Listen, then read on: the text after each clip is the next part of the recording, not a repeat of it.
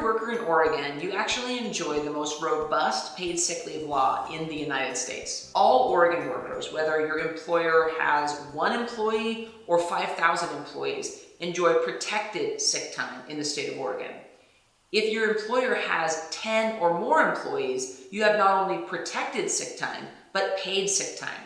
The difference being, of course, that in either situation, you can't be retaliated against or terminated or in any way punished for taking a day off to care for you or a sick family member. If you work for an employer with 10 or more employees in Oregon, you actually earn 1 hour of paid sick time for every 30 hours that you work. This law is designed to allow all Oregon workers to feel safe when they're sick or a family member is sick to be able to take the day off to care for them. Now that leads to the question, who's a family member? Oregon actually has one of the broadest definitions of family in the entire country. Of course, your spouse is a family member, your same-sex domestic partner, a child, whether through a biological child or an adopted or foster child.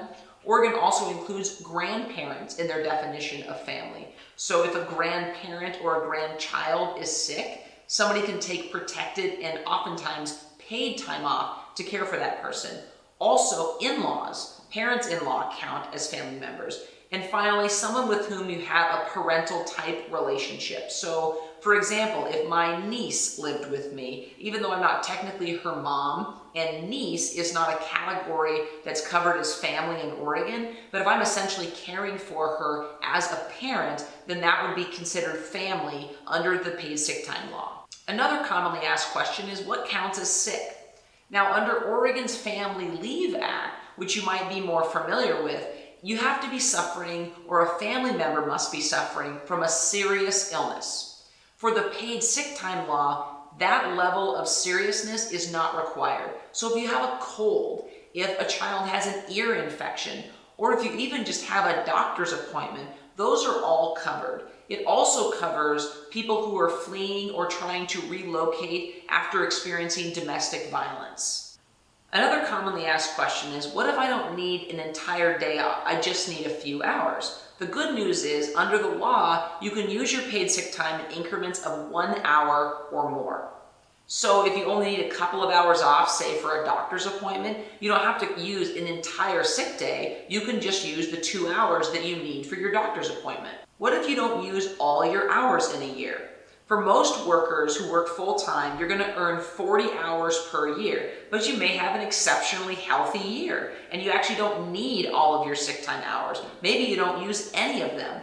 The good news is the law requires your employer to allow you to roll over up to 40 hours for the next year. So maybe you have 1 year where you're exceptionally healthy, and then the next year you actually come down with a really serious illness. Well, for 1 year, you can actually roll over your hours so that you have up to 80 hours for the following year.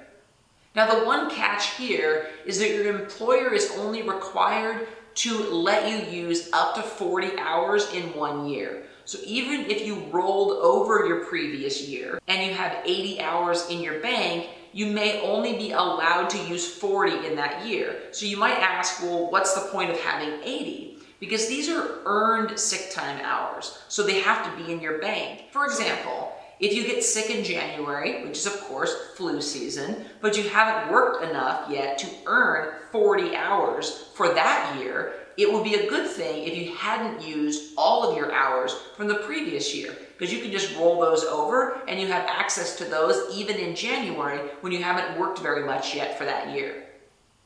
Now, a common question when this law went into effect is, do I get sick time plus my vacation time?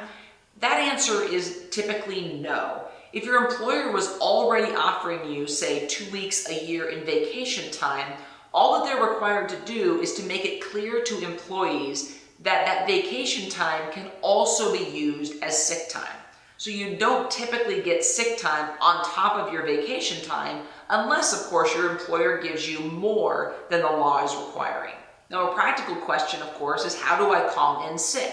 Your employer will probably have a written policy about this, but your employer's policy actually has to comply with some parameters in the law. Of course, if the need for sick time is foreseeable, for example, you have an outpatient surgery scheduled in 3 months, you need to give your employer as much time as you can.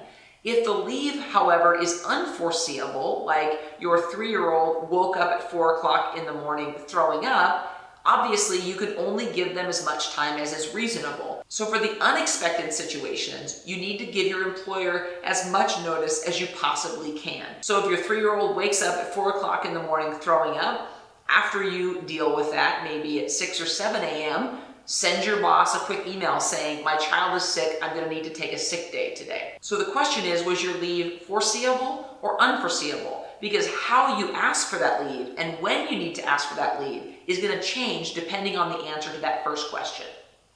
Can your boss ask for a doctor's note? The answer is no, unless you're taking 3 consecutive days off for sick leave. If you're just taking 1 day off, your boss cannot require a doctor's note in order to allow you to take that sick time.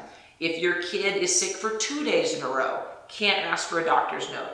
If you're sick for 3 days or more in a row, your boss can't ask for a doctor's note, but of course you're not required to give a doctor's note unless your boss asks for one. You don't have to automatically bring one with you. But if you're sick for 3 consecutive days or more, then your boss can ask for a doctor's note and then you have to provide that. 40 hours a year is the maximum the law requires your employer to give you. And that's for your illnesses, your spouse's illnesses, and your kids' illnesses. 40 hours or effectively 5 days for an entire year. But there is a provision in Oregon law that if you work for an employer with 25 or more employees, you actually have access to 12 weeks per year of what's called sick child leave. This is under the Oregon Family Leave Act. Now note, this does not have to be a serious illness. This covers run-of-the-mill illnesses, ear infections, colds, flu bugs, etc.